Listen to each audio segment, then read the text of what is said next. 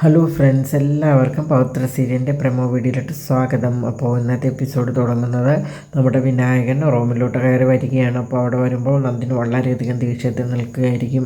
അപ്പോൾ നിങ്ങൾ എന്നെ ഇത്രയധികം നാറ്റിച്ചല്ലോ, എല്ലാവരുടെ മുമ്പിൽ ഞാൻ നാണം കിട്ടുമെന്നൊക്കെ പറയുകയാണ്.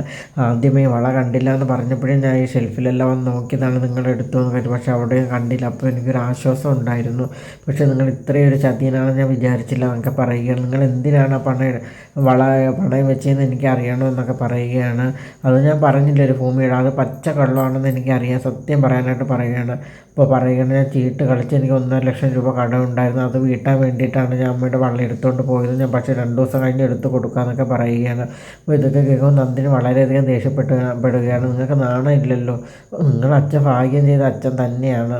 മൂത്ത മോടെ ഒരു ജോലിക്കും പോകാതെ വെറും പാഴ്, രണ്ടാമത്തെ മുച്ചിട്ട് കളിച്ച് പണം നശിപ്പിക്കും, മൂന്നാമത്തെ വെറും കുണ്ട, ഭാഗ്യം ചെയ്ത അച്ഛൻ തന്നെയാണെന്നൊക്കെ പറഞ്ഞ് വിനായകനെ കളിയാക്കുകയാണ്. നീ എന്നെ കളിയാക്കിയൊന്നും വേണ്ട, അപ്പോൾ എനിക്കൊരു അബദ്ധം പറ്റിപ്പോയതാണെന്ന് ഞാൻ പറഞ്ഞില്ല, ഇനി ഒരു പ്രാവശ്യം കൂടി ഇങ്ങനെ ഒരു അബദ്ധം പറ്റില്ല എന്ന്, ഇനി ഞാൻ നേരെ പൊയ്ക്കോളാം എന്നൊക്കെ പറയുകയാണ്.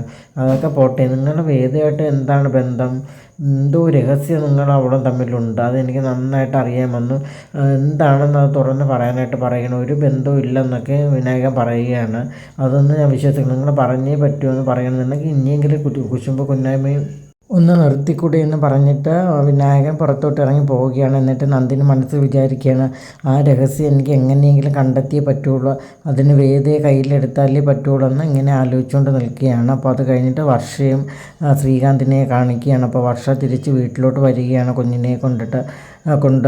അപ്പോൾ എന്നിട്ട് അമ്മയോട് ചോദിക്കുകയാണ്, അമ്മ എന്തിനാണ് നിരാഹാരമൊക്കെ കിടക്കുന്നത്, നമുക്ക് എങ്ങനെയെങ്കിലും അവളെ പറഞ്ഞ് മനസ്സിലാക്കാമെന്നൊക്കെ പറയുകയാണ്. അപ്പോൾ അതൊന്നും നടപ്പുള്ള കാര്യമല്ല, ശ്രീകാന്ത് പറയുകയാണ്. അച്ഛൻ സമ്മതിച്ചാൽ ഞാൻ ഇതിനൊരു പോംവഴി കണ്ടെത്താമെന്നും പറയുകയാണ്. അപ്പോൾ വർഷ പറയുകയാണ്, ഞാൻ ഒന്ന് അവളോട് സംസാരിച്ച് നോക്കട്ടെ എന്ന്. അങ്ങനെ വർഷ എന്ന് ദീപ്തിയോട് സംസാരിക്കുകയാണ്. അപ്പോൾ ദീപ്തി അതിൽ നിന്ന് ഒഴിഞ്ഞു മാറുന്ന ഒരു പ്രശ്നമേ അല്ല, എൻ്റെ ഇഷ്ടമാണ് എന്നൊക്കെ പറയുകയാണ്. അപ്പോൾ വരുൺ ഇത്രയും നാളൊരു കൊള്ളരുതാത്തനായിരുന്നു, പക്ഷേ ഇപ്പോൾ നല്ലൊരു മനുഷ്യനായിട്ട് ജീവിക്കുകയാണ്, അപ്പോൾ അയാളുടെ ജീവിക്കണമെന്നാണ് എനിക്ക് താല്പര്യം എന്നൊക്കെ പറയുകയാണ്. അപ്പോൾ നിൻ്റെ ആ താല്പര്യം നടക്കില്ല എന്ന് ശ്രീകാന്ത് പറയുകയാണ്. വേണ്ടാന്ന് വെച്ചാൽ അവനെ കൊന്നു കളയുമെന്ന് പറയുകയാണെങ്കിൽ ആയിക്കോളൂ, നിങ്ങൾ ജയിക്കുമായിരിക്കും, ഞാൻ തോക്കുമായിരിക്കും, പക്ഷേ നിങ്ങളുടെ മകൻ ഒരു കാര്യം നിങ്ങളുടെ മകന് സംഭവിക്കും, നിങ്ങളുടെ ആ മകൻ്റെ അച്ഛൻ ജയിലിൽ കിടക്കും, അതിന് ഞാൻ ഒരു വഴി തുറക്കുകയും ചെയ്യുമെന്ന് ദീപ്തി പറയുകയാണ്. എന്നിട്ട് ദീപ്തി വരുണിനെ കാണാനായിട്ട് പുറത്തോട്ട് പോവുകയാണ്. അപ്പോൾ ശ്രീകാന്ത് പറയുകയാണ്, ഇവളെ ഒന്നും ഇങ്ങനെ പറഞ്ഞിട്ട് കാര്യമില്ല, എന്താ വേണമെന്ന് ഞാൻ ചെയ്തോളാം എന്ന് പറയുകയാണ്. അപ്പോൾ നിങ്ങളൊന്നും മിണ്ടാതിരിക്കുക, നമ്മൾ അതിക്രമം കാണിച്ചല്ലോ ഓരോ കാര്യങ്ങൾ ചെയ്യേണ്ടതെന്ന് പറയുകയാണ്. അത് കഴിഞ്ഞ് ദീപ്തിയും വരുണും തമ്മിൽ കണ്ടുമുട്ടുകയാണ്. അവർ പല കാര്യങ്ങളും സംസാരിക്കുകയാണ്. അപ്പോൾ വരുൺ ചോദിക്കുകയാണ്, അപ്പോൾ വീട്ടിലെ അച്ഛനും അമ്മയൊക്കെ എങ്ങനെയാണോ ചോദിക്കുക. അപ്പോൾ അച്ഛനും അമ്മയൊക്കെ ഒട്ടും ഇഷ്ടമല്ല, പിന്നെ എന്നെ ദേഹോപദ്രവം ഏൽപ്പിക്കില്ല എങ്കിലും ഞാൻ പിടിച്ചു നിൽക്കുകയാണെന്നൊക്കെ പറയുകയാണ്. അപ്പോൾ വരുൺ പറയുകയാണ്, ഞാൻ ഇത്രയും വലിയ തെറ്റ് ചെയ്തിട്ട് എൻ്റെ അച്ഛൻ്റെ പണവും സ്വാധീനവും കൊണ്ട് ഞാൻ ഒരു ശിക്ഷ പോലും അനുഭവിക്കാതെ ഇങ്ങനെ ജീവിക്കുന്നു എന്ന് പറയുകയാണ്. ഞാൻ നശിപ്പിച്ച ആ കുട്ടിയെ കണ്ട് എനിക്ക് എന്നോട് മാപ്പ് പറയണം, അതിനൊരു അവസരം ഉണ്ടാക്കി തരണമെന്ന് പറയണം. അപ്പോൾ ദീപ്തി പറയുകയാണ്, ഞാൻ അതിനൊരു അവസരം ഉണ്ടാക്കി തരാമെന്ന് പറയുകയാണ്. അപ്പോൾ വരുൺ ഒന്നും അനുഭവിച്ചില്ല എന്ന് പറയുന്നത് തെറ്റായ കാര്യമില്ല. അപ്പോൾ വിക്രമൻ ചേട്ടൻ ഇടിച്ച് ലെവലാക്കി മരണത്തിൻ്റെ ഒരു അവസ്ഥയിലല്ലേ ചെന്നത്, പിന്നെ എന്തുമാത്രം ഡിപ്രഷൻ അവിടെ അനുഭവിച്ചു, അപ്പോൾ അതിൽ നിന്നെല്ലാം കരകയറി വന്നതല്ലേ, അപ്പോൾ ഒരുപാട് അനുഭവിച്ചില്ലേ എന്നൊക്കെ ദീപ്തി ചോദിക്കുകയാണ്. നമ്മുടെ ബന്ധത്തിന് ആരെതിർത്താലും ഞാൻ മുന്നോട്ട് പോകാൻ തയ്യാറ് തന്നെയാണെന്ന് ദീപ്തി പറയുകയാണ്. അപ്പോൾ വരുണിനൊത്തുള്ളൊരു ജീവിതം മാത്രമേ എനിക്കുള്ളൂ എന്നും ദീപ്തി പറയുകയാണ്.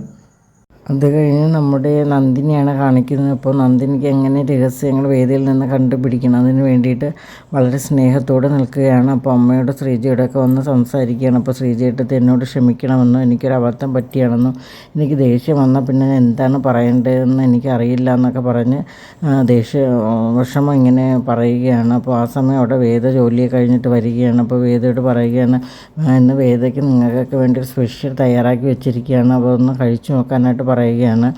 കാപ്പിയിൽ ഇങ്ങനെ അരിയെല്ലാം വറുത്തിട്ടൊരു സംഭവമാണ്, അപ്പോൾ അത് വേദ കഴിച്ച് കാണില്ല, അപ്പോൾ പാവപ്പെട്ടവർക്കാണിത് പ്രധാനപ്പെട്ട ഫുഡ് എന്നൊക്കെ പറയുകയാണ്. മാത്രമല്ല ഈ ഫുഡ് വേണമെങ്കിൽ നമ്മുടെ ശ്രീചേച്ചിയുടെ ഫുഡിൽ ആഡ് ചെയ്യാമെന്നൊക്കെ പറയുകയാണ്. അപ്പോൾ എല്ലാവർക്കും അതൊക്കെ കേൾക്കുമ്പോൾ ഒരു സന്തോഷമൊക്കെ തോന്നുകയാണ്. ഇതോടുകൂടി ഇന്നത്തെ എപ്പിസോഡ് ഇവിടെ അവസാനിക്കുകയാണ്. അപ്പോൾ നിങ്ങൾക്ക് എൻ്റെ വീഡിയോസൊക്കെ ഇഷ്ടമാണെങ്കിൽ എൻ്റെ ചാനലൊന്ന് സബ്സ്ക്രൈബ് ചെയ്യുക, അതോടൊപ്പം ലൈക്ക് ചെയ്യുക, ഷെയർ ചെയ്യുക, നിങ്ങളുടെ വിലയേറെ അഭിപ്രായങ്ങളൊക്കെ അറിയിക്കുക. താങ്ക്